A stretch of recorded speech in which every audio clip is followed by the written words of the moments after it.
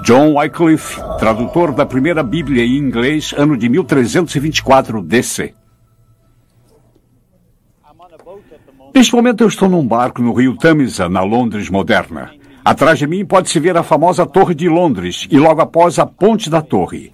Mas não é a Londres de 1324, quando John Wycliffe nasceu. Ele, como qualquer outro profeta, é um homem que surge como uma raiz em solo árido. Para se ter uma ideia da aridez do solo daquela época, permita-me antes contar que ele nasceu em 1324, cerca de 10 quilômetros de distância de Richmond, em Yorkshire. Ele tinha uma mente extraordinária. Diziam que era capaz de debater com homens em um concílio e argumentar até não terem mais uma única pergunta sequer ou uma resposta para dar. Vou contar-lhes sobre a coragem deste homem ao se posicionar contra o poder do rei, poder do parlamento, poder da universidade e, ainda pior, o poder da igreja imperial. Vou falar ainda de seu carisma. Ele conseguia reunir à sua volta grupos de homens que se dispunham a expor suas convicções e serem mortos e queimados. Se existe uma palavra que resume a época em que ele viveu, essa palavra é fluxo. Tudo estava em estado de mudança. E olhando para as maiores mudanças da época, penso que a primeira, para a qual devemos atentar, são os idiomas.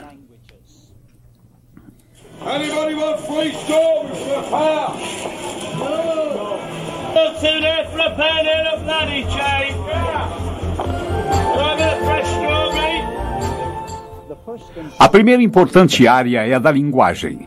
As pessoas que viviam nessa época falavam inglês médio. Tecnicamente é a mesma linguagem que se usa hoje. Mas se os ouvíssemos falando naquela época, não entenderíamos. De igual modo, se eles estivessem aqui nas ruas de Londres me ouvindo falar, certamente não me compreenderiam. Perceba que o inglês é um aglomerado de linguagens e passou por 3 estágios distintos. O inglês arcaico data do século VII.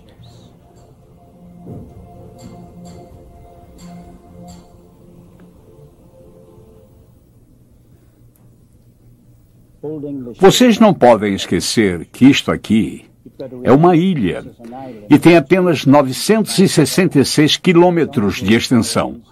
De John O'Groats até Land's End, ou seja, do início da Escócia até o final da Inglaterra, não há um lugar na ilha em que se fique mais de 160 quilômetros de distância do oceano. Quando não havia um governo central, invasores estiveram aqui em mais de uma ocasião. Muitos acabaram ficando. Os Jutes, por exemplo, se fixaram ao norte, os saxões ao leste e os anglos se fixaram no centro, ao longo da fronteira escocesa até o rio Tâmisa. A língua falada pelos anglos era a de Marcian, e era o tipo de linguagem usada aqui em Londres naquela época.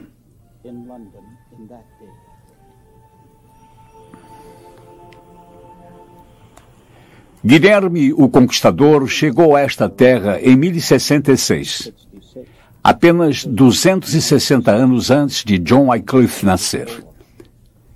Ele falava outro idioma, falava o francês, porém decidiram estabelecer uma língua comum para os que entravam e saíam do porto de Londres. Não foi tomado por base o francês e sim o Marcian. Mas esse se desenvolveu agregando palavras de outros idiomas. Por exemplo, pegaram palavras do alemão, pegaram palavras do francês e até palavras do grego. Com isso, tinham 2 conjuntos básicos de palavras. O homem que trabalhava no campo, por exemplo, falava cordeiro, enquanto o homem que se servia à mesa falava carneiro. Sem dúvida, 2 homens promoveram grandiosamente o inglês médio. Um deles foi Geoffrey Chaucer. Ele escrevia poesia, como é tão familiar os contos de Canterbury. O outro foi John Wycliffe. Ele escrevia em prosa e produziu bastante com sua caneta. Quanto a isso, não há dúvida, esses homens eram parceiros, companheiros e certamente influenciaram muito um ao outro.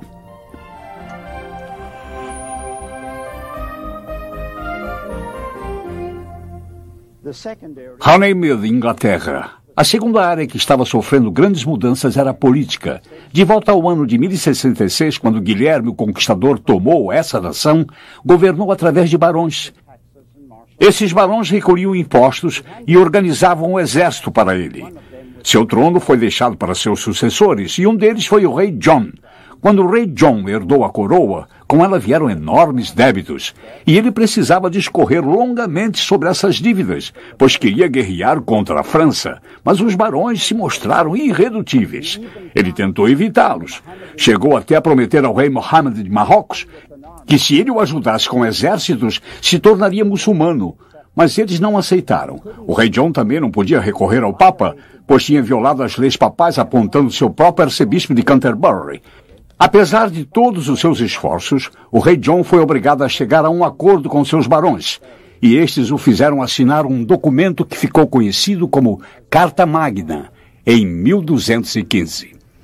Este tratado se deu nesta ilha, atrás de mim, em Runnymede, no rio Tamisa. John Wycliffe tomou esse documento, a Magna Carta, e teceu na estrutura da vida política e religiosa da Inglaterra. E uma das ferramentas que o auxiliou a realizar esta tarefa foi sua Bíblia. O Campo de Batalhas, 1350 DC. Não é difícil resumir os 60 anos que John Wycliffe viveu desde 1324 até 1384. Os primeiros 16 anos de vida foram vividos na obscuridade, até onde os historiadores conhecem, até que se mudou para a cidade de Oxford. Quando chegou aqui, veio para estudar e passou os primeiros 16 anos buscando a graduação em bacharel de artes. Os 16 anos seguintes, ele trabalhou em seu doutorado de teologia, e os últimos 12 anos de sua vida, ele passou aqui na universidade, 11 deles ensinando numa das faculdades. Voltando ao ano de 1167, os franceses expulsaram os estudantes ingleses da Universidade de Paris, e então eles vieram para a cidade de Oxford, no intuito de construir uma universidade. Mas o povo da cidade não gostou da ideia. De fato, uma polêmica muito séria surgiu entre as pessoas que viviam em Oxford e os universitários que vieram estudar. Na verdade, foi tão séria que em 1209 um grupo de estudantes decidiu não ficar mais por aqui. Foram para Cambridge e construíram outra universidade. E por 600 anos existiu apenas 2 universidades na Inglaterra, esta em Oxford e a outra em Cambridge.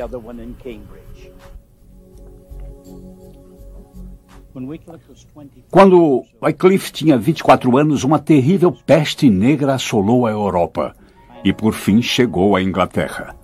Não havia cura. Seus tentáculos alcançavam ricos e pobres, jovens e velhos, e causou grande temor ao coração de Wycliffe. O povo de Londres passou a utilizar os campos abertos de Smithfield como um local comum para enterros, onde colocavam 200 vítimas todos os dias. Aquele luto diário continuou até que a praga tivesse dizimado centenas de milhares de vidas.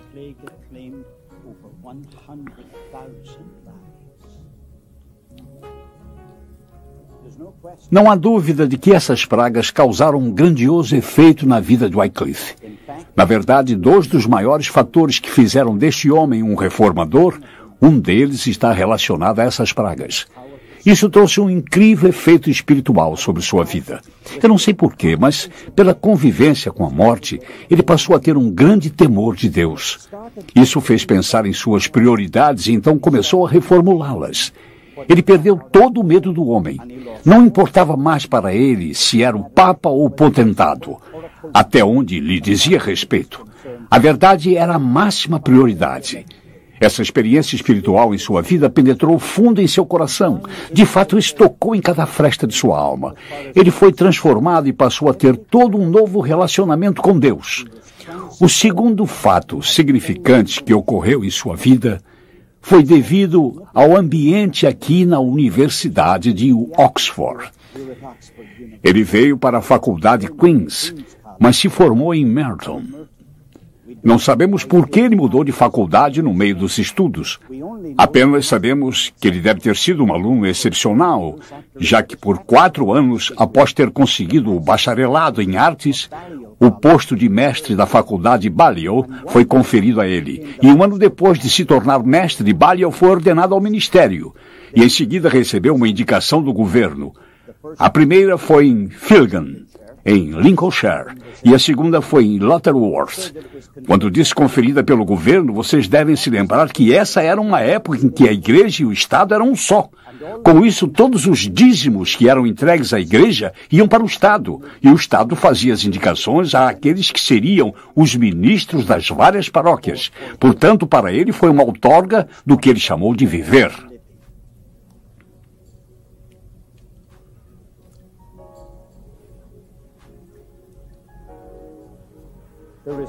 Não há dúvida de que sua estada aqui em Oxford causou um efeito enorme em sua vida como um reformador. A maneira como eles faziam as coisas naquela época, a atmosfera acadêmica, era diferente. Não era uma simples questão de ser capaz de fazer suas anotações durante a aula e reproduzi-las nos exames. O que eles faziam naquela época era definir seu talento através do quanto você era capaz de defendê-lo em público. Esses debates eram comuns, e assim ele se tornou um mestre em debates. As coisas começaram a ficar menos cinza e bem mais preto ou branco. Segundo sua opinião, certo era certo e errado era errado, e o certo tinha que prevalecer naquela época. Duvidar era deslealdade. Vacilar seria pecado. Sua experiência de conversão trouxe-lhe suas prioridades. Sua experiência em debates trouxe-lhe suas definições, e ambas trouxeram a ele suas convicções. Não há dúvida quanto a isso. Foram nesses salões de aprendizagem que nasceu o reformador. A Guerra Fria, 1351 a 1372 DC. Naquele tempo havia uma guerra fria entre a cidade de Roma e a cidade de Oxford, e existiam duas frentes de batalha. A primeira era no campo da política. Todos os cargos importantes do Estado estavam sendo ocupados pelos membros do clero. E por que não? Eles formavam um grupo de pessoas cultas, exerciam também grande influência e eram bastante empreendedores. Mas Wycliffe achava que isso estava além de sua dignidade. Eles eram chamados para algo maior que participar de política, para o comando daquilo que era considerado pobre para a política. Ao mesmo tempo que Wycliffe propunha um trato para esta questão, os conselhos do parlamento apresentavam uma petição ao rei, e ambos negociaram com o punho de ferro que a Roma tinha na Inglaterra. Não havia dúvida sobre isso. Indicações estavam sendo feitas e os cargos estavam sendo ocupados por pessoas que não eram do país. Viviam como estrangeiros e levavam salários lucrativos para fora do país. Alguns deles nunca tinham colocado os pés em solo inglês. Seus salários eram levados até eles. Tinham subordinados que eram comprados, vendidos e negociados para servirem os superiores eclesiásticos. Não era tão ruim assim, mas a situação se tornou muito mais ofensiva quando os franceses foram selecionados para essas indicações na Inglaterra. Não se esqueçam de que isso aconteceu numa época em que a Inglaterra estava envolvida numa guerra de 100 anos com a França, e isso incitou os humores no país. Por esta razão, o parlamento aprovou 2 estatutos importantes. O primeiro defendia que qualquer compromisso da igreja estrangeira dentro do reino inglês tinha que adquirir a aprovação do rei. A segunda lei impedia qualquer tribunal estrangeiro de exigir juízo ou proferir uma penalidade para qualquer inglês, a menos que passasse antes por um tribunal inglês. Também invalidava qualquer mandado judicial a um cidadão inglês a comparecer perante tribunal estrangeiro, exceto se obtivesse permissão do parlamento inglês. No entanto, 12 anos mais tarde, em 1365, o Papa exigiu que a coroa britânica pagasse impostos à igreja. A situação ficou ainda mais ofensiva quando no ano seguinte o Papa emitiu uma ordem para o rei da Inglaterra ir até Roma e se defender. Essas decisões por parte de Roma esmagaram os estatutos do parlamento. 6 anos depois, Roma enviou um agente para recolher os impostos do Papa. O agente prometeu ao parlamento que não faria nada que ofendesse os interesses do rei. No entanto, quando chegou com sua comitiva extravagante e imponente, em togas suntuosas e grande equipe de contadores, Wycliffe pôde imediatamente ver que ele prometera o que não poderia cumprir, e o atacou através de panfletos, o acusando, sobretudo, de mentiroso. A influência do Wycliffe crescia. No decorrer de 2 anos, o rei o conferiu a reitoria de Lutterworth e, finalmente, foi indicado para capelão ao rei. Outra batalha nesta Guerra Fria com Roma foi no campo da teologia. Wycliffe censurou a doutrina da transubstanciação.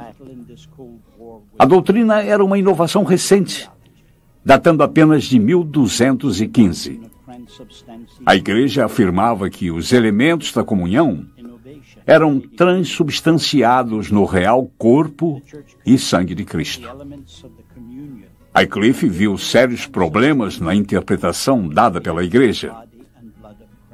A sua investigação sobre esses assuntos causou a morte de homens nobres que foram queimados 125 anos depois por causa de sua oposição a esta doutrina.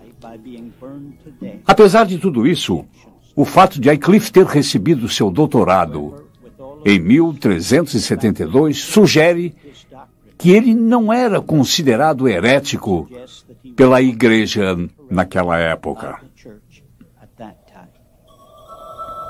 Sua caneta poderosa de 1360 a 1381 DC.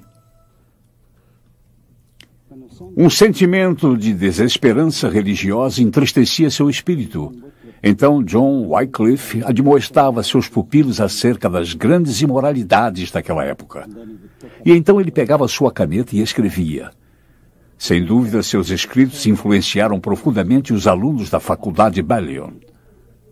Estou neste momento na sala de jantar da faculdade e é um hall de recordações. Há retratos pendurados nas paredes de alguns dos mais famosos ex-alunos, entre eles, por exemplo, um primeiro-ministro.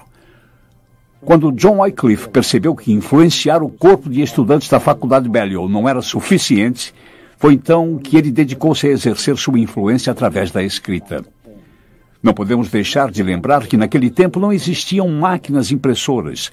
Todo documento tinha que ser escrito a próprio punho e esmeradamente reproduzido com o objetivo de circular entre o público. Não sabemos exatos quantos documentos ele escreveu, mas certamente sabemos que havia 200 manuscritos distintos que vieram das mãos de Wycliffe.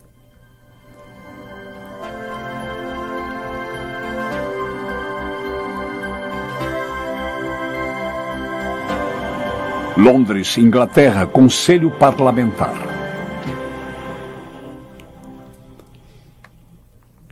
A próxima sucessão de eventos importantes nos escritos de Wycliffe veio em 1366, quando ele decidiu com o parlamento ir contra um tributo que estava sendo exigido pelo Papa Urbano V. Ele considerava as solicitações do Papa inconstitucionais, porque violavam o estatuto parlamentar e, ao mesmo tempo, eram injustificadas. Eles promoveram a divisão da Igreja e Estado, que exigiu que Wycliffe se postasse de um lado ou do outro. Ou ele defendia a Igreja, ou defendia o Estado. Naquela ocasião, ele acreditava que a Igreja estava sendo injusta com o Estado. Sua posição trouxe-lhe certo privilégio, não apenas com a realeza, mas também com os membros do parlamento, pelo qual ele, de fato, se tornou o capelão do rei em 6 de novembro de 1375. Sua caneta se tornou a arma que ele usava com habilidade. Em seus escritos, ele se tornara tanto dinâmico quanto forte. Ele declarou convicções ousadas, como a citação: "A Inglaterra não pertence a ninguém. O Papa é apenas um homem sujeito ao pecado. Mas Cristo é o Senhor dos senhores, e este reino é sustentado diretamente e unicamente por Cristo." Ele considerou a divisão entre Roma e Londres irreconciliável.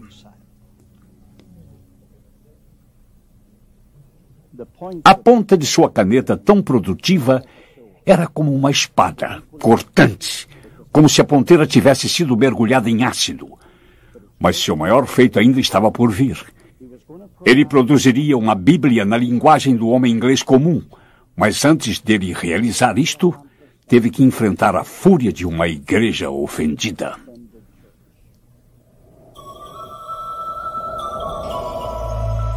Heresia, de 1377 a 1383 DC. Catedral de São Paulo, Londres, Inglaterra. Após Wycliffe ter escrito seu domínio civil, todas as ameaças contra ele acabaram se tornando ataques. Sabiam que sua boca deveria ser silenciada, mas não imaginavam como fazer tal coisa sem ter antes que convencer o público de que ele era culpado por heresia. Para convencê-los de que ele era um herege, teriam que levá-lo a juízo. E este foi o primeiro desses tribunais que aconteceram na Catedral de São Paulo. 5 bulas papais foram publicadas e apresentadas a Eduardo III, que na época estava muito doente. A bula papal é um mandamento que é dado pelo Papa. A um grupo de monges mendicantes era dado os escritos de Wycliffe, e eles deveriam analisar minuciosamente e descobrir se havia alguma heresia. E a conclusão foi que conseguiram enumerar 19 heresias. Com base nisso, o Papa ordenou sua prisão e que lá permanecesse por um período de 3 meses. E aí então deveria comparecer perante o Papa em Roma. No entanto, Wycliffe ficou doente e Eduardo III morreu. E tais bulas perderam seu efeito na Inglaterra. Assim, um novo mandamento foi dado pelo Papa a todos os membros da família real e ao reitor da Universidade de Oxford. A data foi fixada, seria 19 de fevereiro de 1377, e foi neste edifício atrás de mim onde esse tribunal ocorreu. Uma multidão fanática que era cegamente submissa à igreja veio e lotou a área em frente à igreja. Quando Wycliffe chegou, trouxe consigo uma pequena procissão. Era precedido de 2 dos mais poderosos homens da Inglaterra, Lord Percy, o Marechal da Inglaterra, e John de Gaunt, o Duque de Lancaster. Eles galgaram bravamente seu caminho através da multidão hostil que se aglomerava à entrada da igreja. Assim que alcançaram o limiar, já havia uma sólida barreira de pessoas. Elas se agitavam, levantavam as mãos em protesto e vaiavam a comitiva de Wycliffe. Lord Percy e Courtney, o dirigente do ato, trocaram entre si palavras de desagravo. Percy notou que Wycliffe ficara de pé durante este diálogo. Virou-se então para ele e disse: "Sente-se e descanse." Esse ar de autoridade enfureceu o dirigente. Então ele gritou: "É inconcebível que alguém intimado a se apresentar diante de um bispo deva sentar-se durante seu pronunciamento. Ele deve e continuará de pé." Um tumulto surgiu e interrompeu o processo das atas, e Wycliffe e seus acompanhantes escaparam do perigo ameaçador. No ano seguinte, tudo havia mudado para Wycliffe. Aquele ano foi a eleição de um papa rival e o início da dissidência de 40 anos, com 2 ou mais papas se confrontando durante esse período. Isso enfraqueceu dramaticamente o poder do papado, o que permitiu a Wycliffe fazer o que quisesse. E assim ele começou a desenvolver ideias mais radicais, as quais em qualquer outra época da Idade Média teria resultado na sua destruição. Em 1381, ele publicou o seu fiel Eucaristia e logo em seguida 12 proposições. Esses escritos atacaram diretamente a doutrina da transubstanciação. Wycliffe considerava tal ensinamento antibíblico e sem sentido. O efeito desses escritos fez Wycliffe perder todos seus amigos influentes no palácio, no parlamento e na faculdade. Agora, ele estava só. Após mais uma tentativa frustrada de seus perseguidores, Wycliffe se preparou para sua batalha final. O último julgamento que teve que enfrentar foi em 1383 e ocorreu aqui na cidade de Oxford. Eles tinham convencido o rei, assim como os membros do parlamento e as pessoas da universidade, de que ele devia ser interrogado acerca da Santa Ceia. Seria um júri formado por colegas em que iriam examiná-lo e ele se postou diante dele como se fosse doutor no Evangelho. Queriam saber se as acusações contra ele eram verdadeiras e, em caso afirmativo, por que defendia tais crenças. Ele fez um longo discurso. Todos ouviram em silêncio cada palavra que foi dita. E quando ele terminou, nenhum deles fez sequer uma pergunta de esclarecimento. Houve um silêncio total e profundo. Ele aguardava as ordens, mas nenhuma instrução partiu deles. Ele recolheu o material que usara para o discurso, o colocou de volta na sacola e ainda aguardava por instruções. Já que nenhuma foi dada, ele simplesmente deu as costas. E foi a última vez que sua voz foi ouvida na cidade de Oxford. Aquela cidade havia sido seu lar por 43 anos. E quando saiu do julgamento, nunca mais voltou a Oxford. A primeira Bíblia em inglês, 1382 DC. Em 1378, Wycliffe e seus discípulos começaram a traduzir toda a Bíblia para a língua inglesa pela primeira vez. É impossível estimar o valor da influência desta obra notável. Wycliffe defendia que a Bíblia continha toda a revelação de Deus e que era desnecessário qualquer ensinamento além, pela tradição da Igreja, Papa ou qualquer outra fonte. Além disso, qualquer outra autoridade, tradição ou até os papas deveriam ser avaliados através das Escrituras.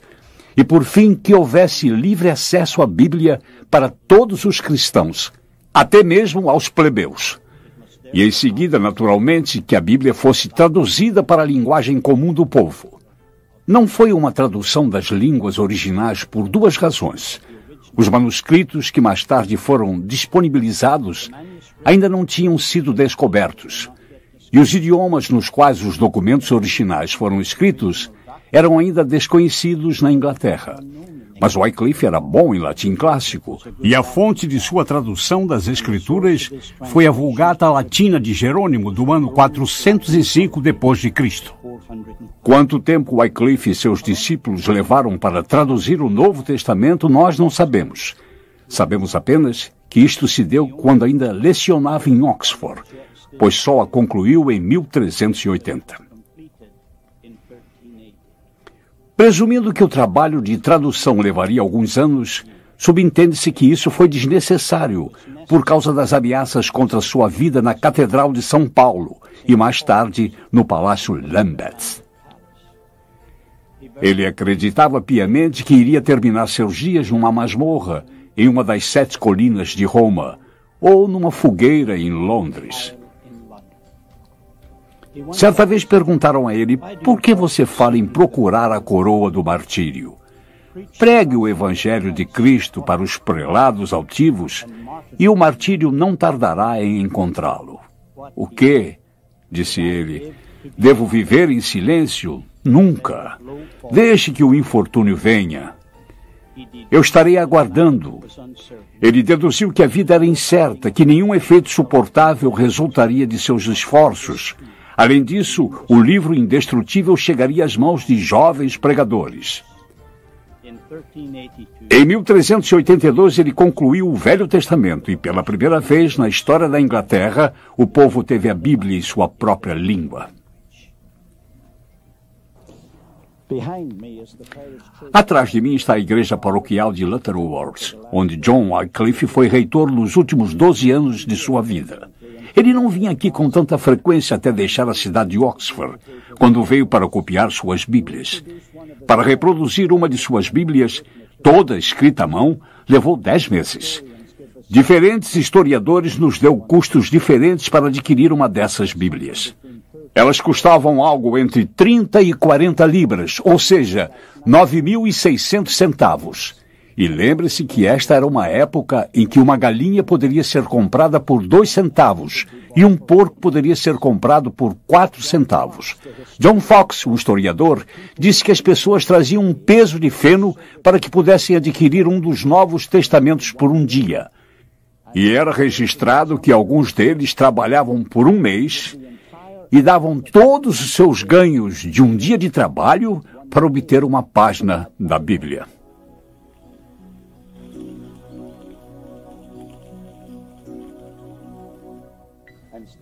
Estou aqui junto ao púlpito do qual John Wycliffe pregou nos últimos anos de sua vida.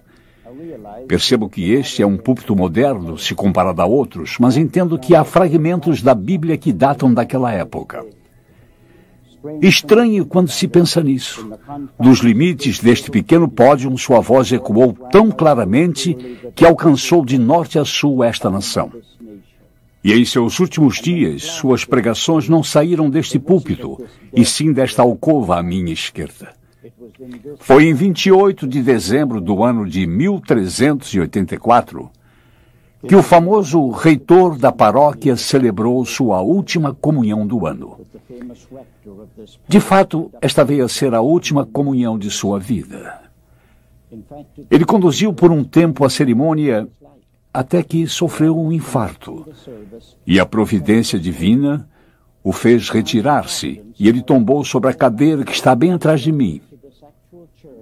4 homens se levantaram da congregação e, em silêncio, caminharam em sua direção. E pegaram a cadeira pelos 4 cantos com seu corpo ainda ali, e em reverência a trouxeram por esta porta lateral, e depois através dos jardins. 2 dias depois, em 31 de dezembro, deu seu último suspiro. Não creio que alguém vá questionar o fato, mas esse homem liberou uma força incrível na Inglaterra. Trouxe luz à escuridão. Libertou uma igreja. Elevou a sociedade ao ponto de sentirmos o impacto disso ainda hoje, mais de 600 anos depois. E na providência de Deus, ainda sentiremos nas próximas gerações. Wycliffe não poderia nunca imaginar o impacto tão grandioso que sua influência teria após sua morte. Os discípulos de Wycliffe pegaram a Bíblia traduzida por ele e, como uma semente, a plantou por toda a Inglaterra. De fato, as ideias de Wycliffe foram também de grande influência no continente europeu. Alguns de seus pupilos de Oxford levaram cópias de sua obra para a Boêmia, onde hoje é a Tchecoslováquia. Seus ensinamentos influenciaram no surgimento do descenso que resultou na morte de John Huss em 1450. Huss foi apenas um de um exército de seguidores de Wycliffe que foram perseguidos e queimados na estaca. Em 1428, seus ensinamentos se alastraram de tal forma que a igreja censurou seus escritos, desenterraram seus ossos, os queimaram e os lançaram no rio Swift, que fica bem ao lado de sua igreja em Lutterworth. Eles desejavam apagar de uma vez por todas o fogo da influência de sua heresia. Um comentarista deste evento mais tarde disse, e eu repito, eles transformaram seus ossos em cinzas e as lançaram no Swift, um pequeno rio que corria por ali. No entanto, as águas do rio levaram as cinzas para o Avon para o Severn para os mares, e estes para os oceanos. E então as cinzas de Wycliffe são um poderoso símbolo de seu ensinamento e de sua Bíblia, os quais estão agora espalhados por todo o mundo.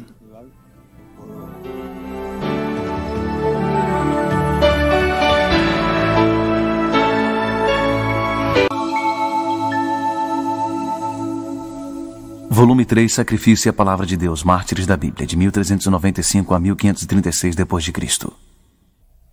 Após a morte de Wycliffe, os seus seguidores consideraram-se aptos a continuar operando independente da Igreja Romana. Eles, por exemplo, acreditavam no sacerdócio de todo e qualquer fiel, e acreditavam ser perfeitamente apropriado que lhes fosse permitido administrar os sacramentos sem a autoridade de um bispo. E, além disso, havia um tremendo contraste entre a filosofia de Wycliffe e os sacerdotes romanos. Os seguidores de Wycliffe eram pessoas pobres. Os sacerdotes romanos possuíam uma opulência que os tornavam claramente contrastantes. Quando os wyclifistas saíam para pregar, eles pregavam usando a linguagem do povo. Já um sacerdote romano conduzia os cultos na língua morta do latim. Isto proporcionou aos wyclifistas uma publicidade bem-sucedida. Eles fizeram um sucesso tão grande que um dos críticos disse que se alguém encontrasse 2 homens caminhando pela rua, um deles seria um wyclifista. E isto deu a eles uma enorme coragem. Coragem tamanha que eles pregaram cartazes com lemas e insultos em todos os locais públicos. De fato, em 1395, eles fizeram uma solicitação ao parlamento de que eles aboliriam o celibato, a transubstanciação, as preces aos mortos e oferendas às imagens. Na verdade, eles pegaram o livreto escrito por Wycliffe sobre as 12 conclusões e o pregaram em locais públicos como a Catedral de São Paulo e este lugar atrás de mim que vem a ser a Abadia de Westminster.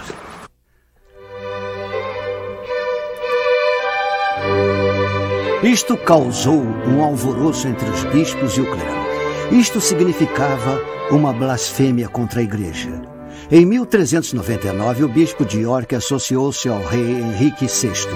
E foi ele quem colocou a coroa sobre a cabeça deste novo rei e disse a ele durante a coroação: para consolidar o trono, concilie o clero e sacrifique os lollardos. Lollardos era um termo ofensivo para os seguidores de Wycliffe, que significava resmungões. Henrique respondeu ao abade: eu serei o protetor da igreja. 2 anos depois, em 1401, o ato de queimar hereges foi sancionado pelo parlamento e o bispo de York havia realizado seus objetivos de contra-reforma.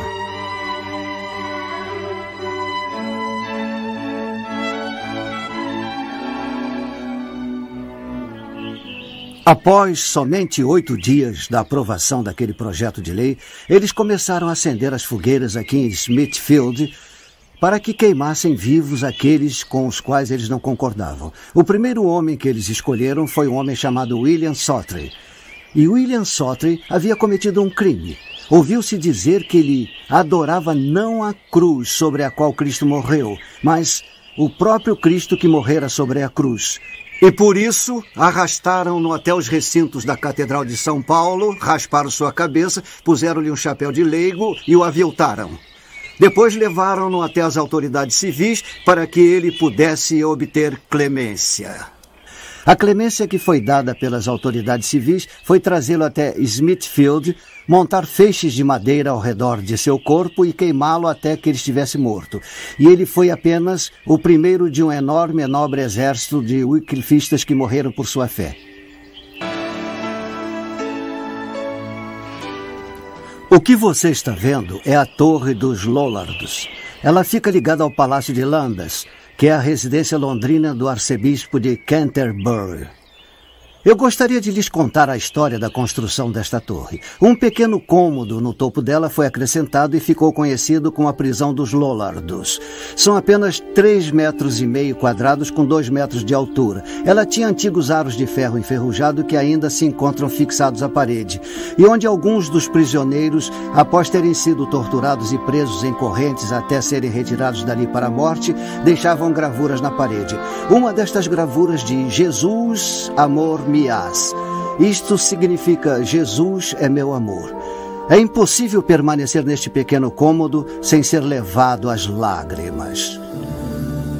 O segundo comovente resultado das constituições de Arundel aconteceu na cidade de Norwich. Foram tantos os seguidores de Wycliffe publicamente executados em razão de sua fé, que o lugar da execução pública hoje em dia é conhecido como Cova dos Lollardos.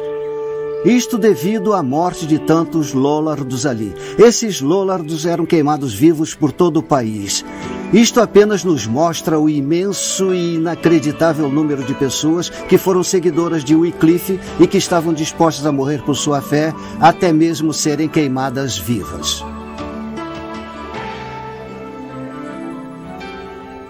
Poucas cruzadas na história humana alcançaram o esmagador sucesso que obtiveram os seguidores de Wycliffe. 125 anos mais tarde, eles eram tão numerosos e ativos quanto haviam sido no tempo em que Wycliffe era vivo. E naquela época, eles começaram uma reforma que literalmente virou a Europa de cabeça para baixo.